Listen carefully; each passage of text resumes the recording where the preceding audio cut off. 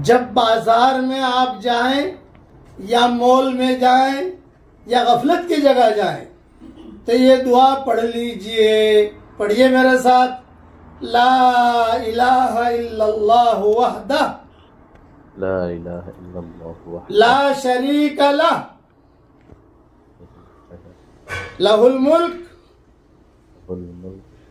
व लहुल हम्द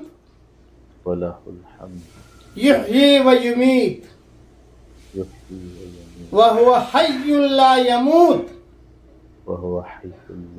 बियदिहिल खैर व हुवा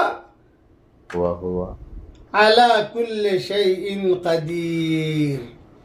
कितनी फजीलतें हैं सुनिए। नंबर 1, अल्लाह ताला 10 लाख नेकियां लिख देंगे। नंबर 2, 10 लाख गुनाह माफ फरमा देंगे। नंबर 3, 10 लाख दर्जे बुलंद फरमाएंगे। और नंबर 4, पढ़ने वाला और पढ़ने वाली के लिए जन्नत में एक हवेली, एक बंगला, बहुत बड़ा घर अल्लाह ताला बना देंगे।